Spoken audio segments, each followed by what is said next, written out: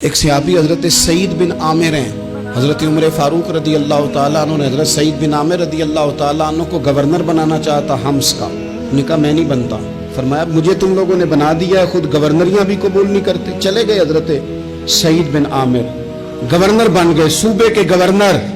مال غنیمت میں سے کچھ زیادہ مال مدینہ شریف میں جمع ہوا تو حضرت عمر نے مختلف صوبوں سے غریبوں کی لسٹیں منگوائیں.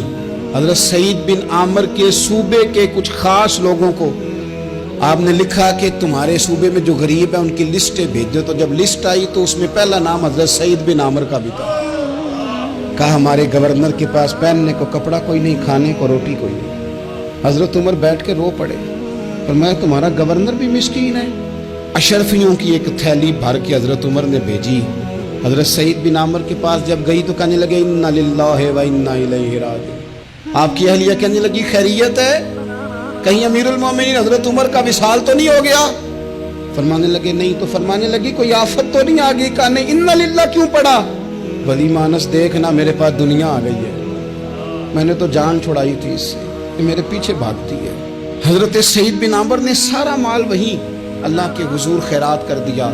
حضرت عمر ایک دفعہ دورے پہ آئے ان کے صوبے میں تو سب لوگوں کو جامع مسجد میں بلایا، حضرت سعید بن عامر کو بھی بلایا.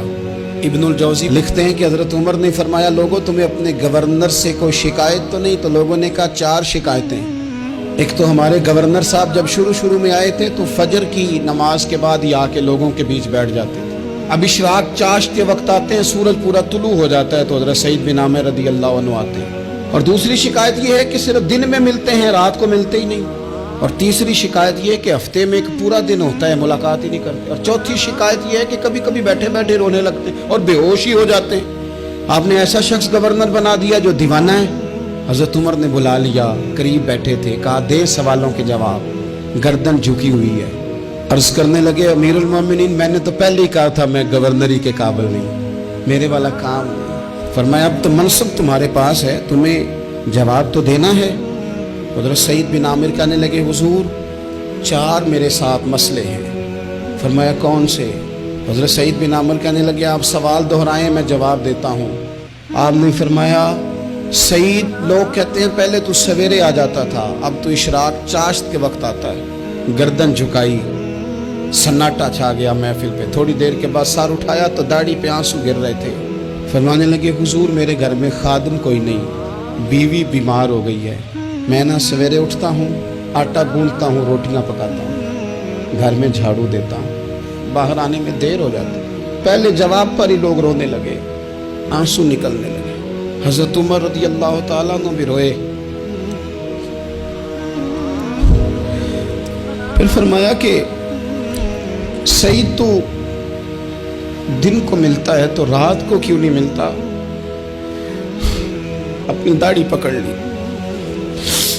کہنے لگے عمر ساری سفید ہو گئی ہے، اب تو لگتا ہے پھل پک گیا، پتہ نہیں وہ کب مجھے کہے گا واپس آ جا. میں نے نہ دن مخلوق کے لیے رکھا ہے، رات اپنے رب کے لیے رکھی ہوئی ہے، مجھے تکلیف نہ دی جائے. گورنر کی بات کر رہا ہوں. پھر کہا سعید یار ہفتے میں ایک دن ملتے کیوں نہیں؟ کہنے لگے عمر یہ میرے رب کے ساتھ پردہ ہے، اسے نہ کھولا جائے. میرا پردہ ہے نا، میں نے اپنے رب کے ساتھ اپنے پردے رکھے ہوئے ہیں. فرمایا نہیں آپ بتائیں. حضرت سعید بن عامر کہنے لگے غریب ہوں، ایک ہی جوڑا میرے پاس ہے، میں غریب ہوں. میرے جیسے لوگ ان کے پاس درجنوں جوڑے ہیں اور اس کے باوجود ان کی زبانوں پر شکر اس طرح نہیں آتا جیسے آنا چاہیے.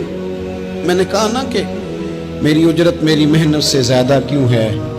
میرے محسن تیرے احسان سے ڈر لگتا ہے. حضرت سعید بن عامر کہنے لگے ایک جوڑا ہے، ہفتے میں ایک دن دھو کے خشک ہونے کو ڈال لیتا ہوں، پھر بیوی کے کپڑے پہن کے بیٹھا رہتا ہوں. کس طرح گھر سے باہر نکلوں؟ میرا پردہ تھا، میں اپنی غریبیاں لوگوں کے سامنے نہیں رکھنا چاہتا. میں جانوں میرا رب جانے، میں راضی ہوں نا اس کی رضا پہ. اب تو حضرت عمر ہچکیاں لے کے رونے لگے. فرمانے لگے چل آخری سوال کا جواب ہی دے دے، کبھی کبھی روتے ہو تو بے ہوش ہی ہو جاتے ہو. حضرت سعید بن عامر پھر رونے لگے. فرمانے لگے بڑی عمر کا ہو گیا تھا جب کلمہ پڑھا تھا، جب وہ پچھلے گناہ یاد آتے ہیں نا، میرے سامنے لوگوں نے حضرت حبیب بن عدی کو سزا دی تھی مکے میں، اور میں اس وقت مسلمان نہیں تھا، میں مدد نہیں کر سکتا۔ جب وہ وقت یاد آتا ہے تو برداشت، سوچتا ہوں کیسے اللہ کے حضور جاؤں گا۔